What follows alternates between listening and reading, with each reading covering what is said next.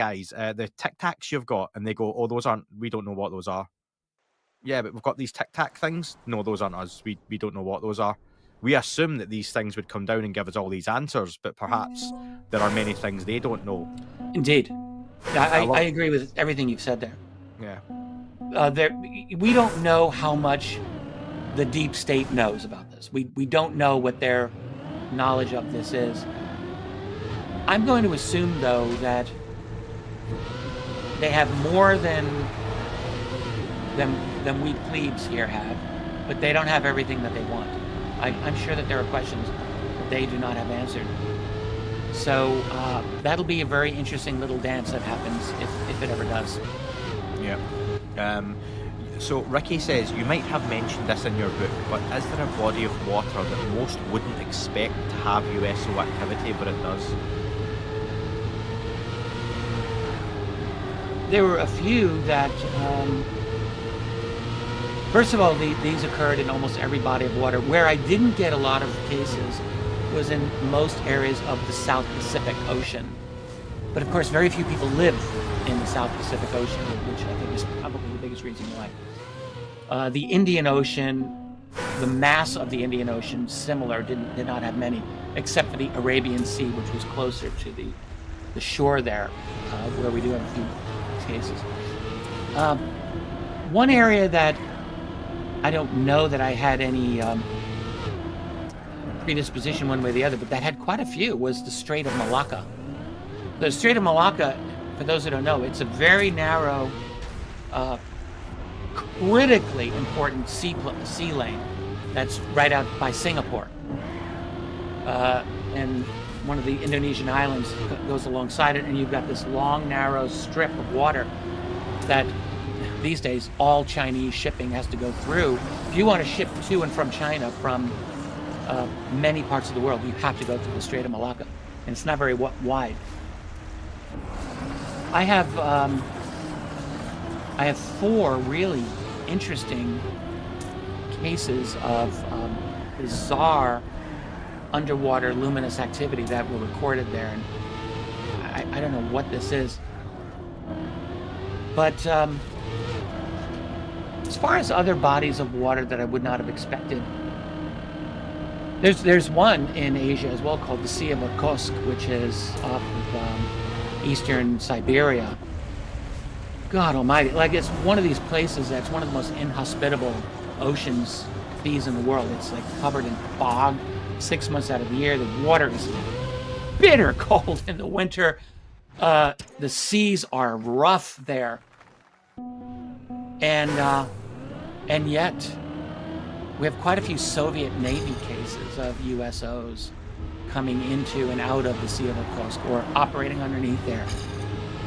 I don't know. I think even in the Arctic Ocean, we have a couple of pretty interesting cases that are way, way up, like north of Iceland, north of the North Sea.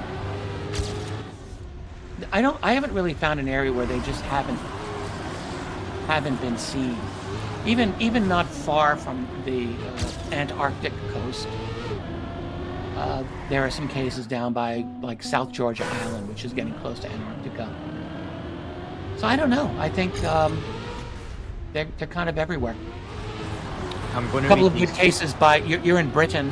And I just want to point out there's one of the earliest cases is out of a little river in Scotland from 1767, which I think is an interesting case. Kind of bizarre, but it's interesting.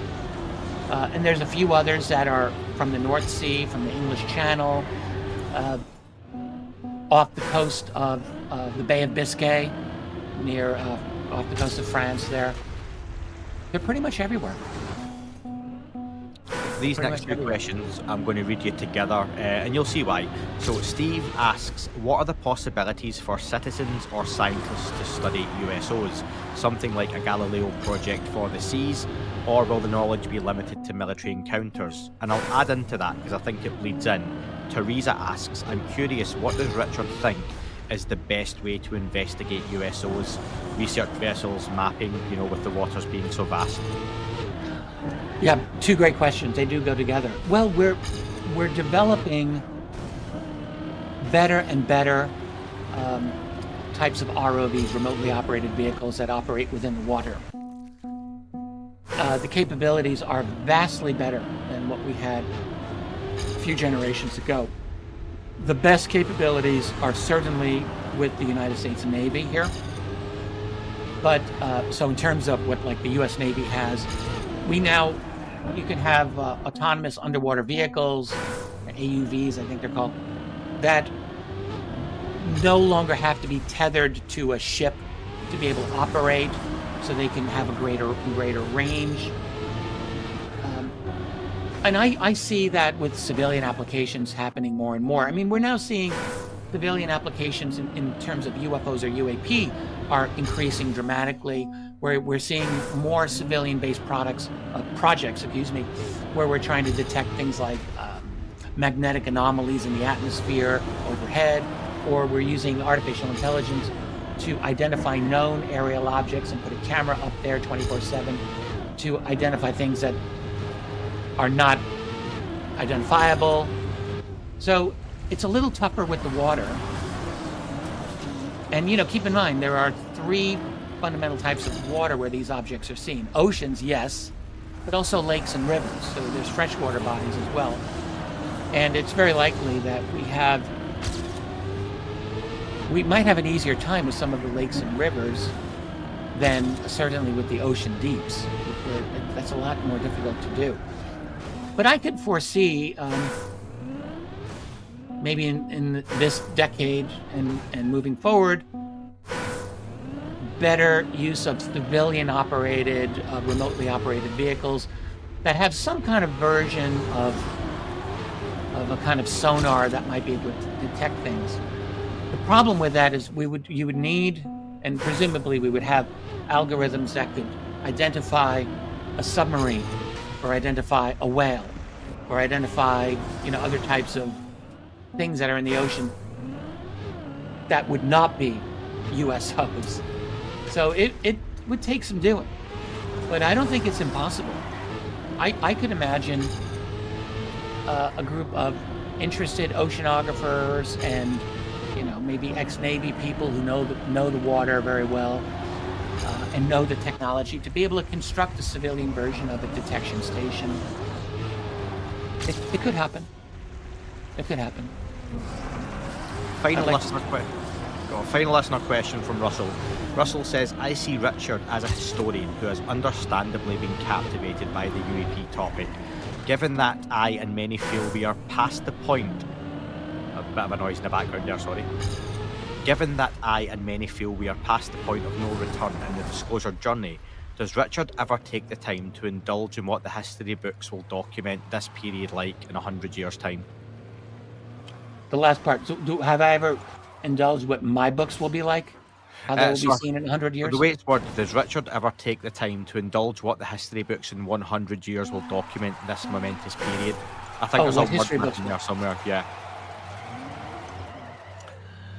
Well, whatever robot historians are at the top of their game in a century,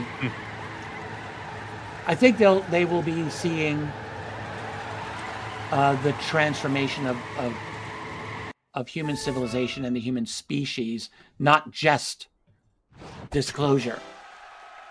I'm a historian, but I love to put my little theories out there. I have all kinds of theories. I love to entertain them. One of them I call the 4th stage of humanity. I firmly believe this is real. So I think that the human species is going through a foundational transformation of what we are as a civilization, society, psychologically as a species. And we're moving from hunting and gathering to sedentary agriculture to science and technology of the last couple of 100 years to now something new.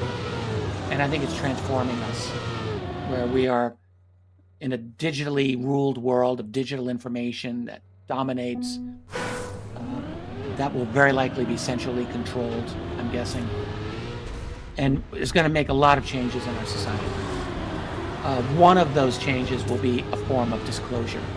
So I think historians, human or otherwise, a century from now, are going to see this period of time as one that has initiated a absolutely foundational, dramatic transformation of our species. Whether for better or for worse, I can't say, but probably inexorable or inevitable. I do think that that's the case.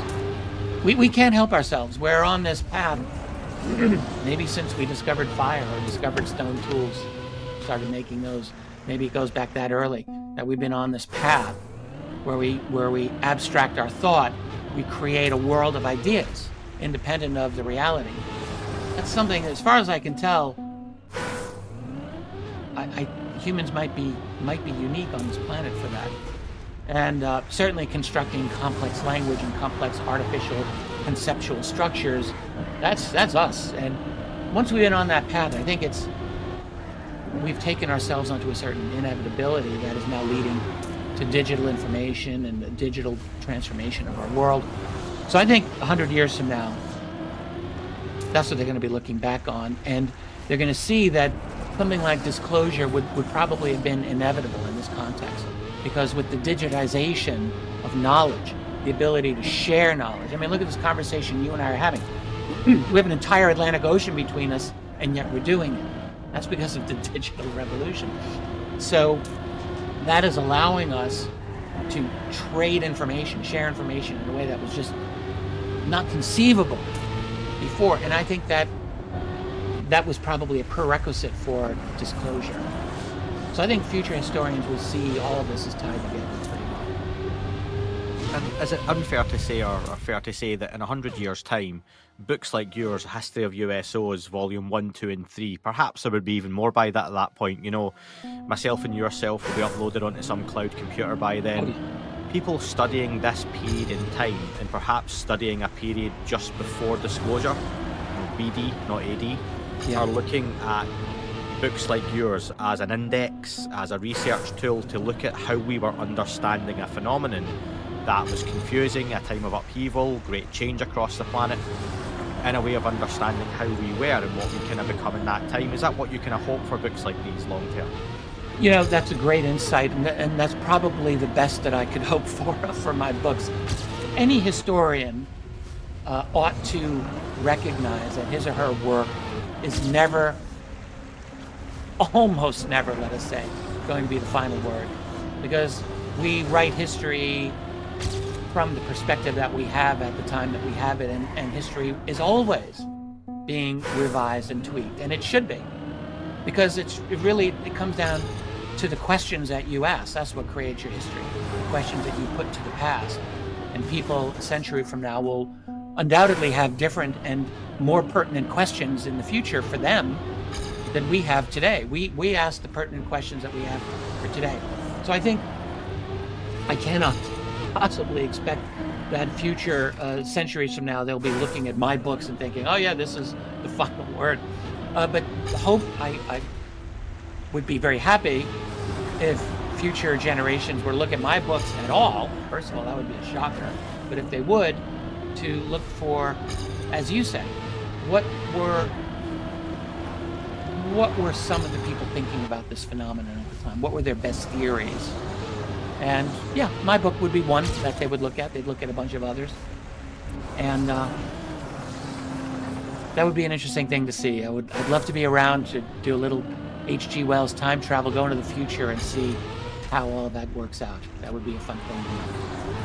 I honestly think in the next 5 to 10 years, books like yours and others and people's podcasts and documentaries and articles are going to be used by a wider public who are there now, who aren't quite there yet with the UFO topic, but they're going to have a whole wealth of knowledge to go over to start to understand something that perhaps is introduced to them, that they start to learn about in schools, academically, that science begins to study far more rigorously, and that the mainstream media pick up as the biggest story of all time. So I think there's a good chance of that as well. What I want from this book that I've just published, and the 2 other volumes that will come out this year, I want it to be easy to digest, which I think it is overall. I think it's one of those books where you don't have to read it cover to cover. You can actually skim and just dive into specific cases if you want. But I also did write it to provide the best foundation that I can into a way to understand this phenomenon, to give my best interpretation at this time of what this phenomenon might mean, not just from our point of view, but potentially from the point of view of these other beings. I haven't really ever before written from a hypothetical point of view of an alien, but I did at many points in this book, particularly in some of the introductory chapters. There's the introduction, and then there's each chapter has its own introduction where I try to provide context. And in that, I'm trying to frame this issue in a way that's easy to read, hopefully easy to understand and digest, because I'm thinking, yes, that the audience for this subject may expand in the coming years. And if there's people coming to this subject and they come across my book, I want it to be helpful. I want it to be something that people who know nothing about the subject can open up and read and say, oh, this was enlightening. This was helpful. That's what I want. And I think it achieves that, I'll say as much. Richard, how can people get a hold of the book? What is the best way? And there are multiple different versions of it if you want to mention that as well. Yeah. Well, it sells off of the Amazon platform, which is available in most countries, I guess. It's the easiest way for me to get distribution of it. I can, in theory, get it in. I may get it into other platforms as well. I have that ability. I could do that, and I may do that. Currently, it exists in 3 formats: the hardcover, which is the most expensive cover version; paperback, which I just got here in the mail; and ebook. It will be available, I think, within 1 month from this conversation, in audiobook form as well. I have a very excellent professional audiobook reader working on this now. He's excited about the project. He wants to do this, and he's got a great track record, and we like him. So he's working on it, and it should be available soon. I could have waited on the publication of everything to have all 4 come out at the same time, and I just elected not to do that. But the audiobook will be out soon. So we'll be in 4 platforms, you could say. The hardcover is a bit expensive. It's the most pricey book I've ever published, but I just want people to know I have no control over that. Despite how expensive it is, my own personal royalty is very, very small. Amazon takes about 90% of that. That's the fact. So the printing costs, and then the printing costs were high, and then the distribution, people don't publish, don't realize this, but Amazon takes 60% of all the profits after production cost. So, I priced it as low as I could. The ebook is nice and cheap. It's $10, $9.99. I try to keep that affordable. Yeah, I've picked up the hardcover copy. I like hardcovers, and like you say, it is more pricey, but it's a very good quality hard copy. The pictures really pop out. The paper quality is even better as well. They truly do. I'm hearing our conversation. I just saw this for the first time, and I'm tripping out a little bit here. I'm very, very pleased with the quality. The illustrations look fantastic, and everything else came out very, very nice. So I have no complaints. Well, listen, in the week this interview is released, I'll be putting some clips out and selfishly trying to grow some of the social media feeds as much as I'm getting old and find these TikToks and Instagrams hard to use at times. If you can share and comment on any of the clips, I'm going to give away 2 copies of the book. I will pay for it myself. People can pick any version of it. Please don't pick the hardcover, but if you do, that's fine. I'll give away 2 of those. So look out for any of these clips on social media platforms, folks. And I just want to finish with a thank you and shout out to Tracy, your wife, because she's been extremely helpful to me in getting these interviews put together last time and that time, Richard, and I'm sure you can give her a plug as well, because you do begin the book with a thank you to Tracy and an acknowledgement, and we can end the interview saying thank you to her as well. Yeah, my wife is more than just my wife. She's my partner in every single thing that I do. She has been intimately engaged in this project with me from the beginning, providing feedback and ideas, many of which I implemented in this book, which made it better. But on the back end, she communicates with almost anyone who ever wants to reach me is usually going to have to go through her, because it's just not possible. I can't do the kind of correspondence that I wish I could. And I'm shocked that she's able to do even what she does. So she is truly my better half. And I thank the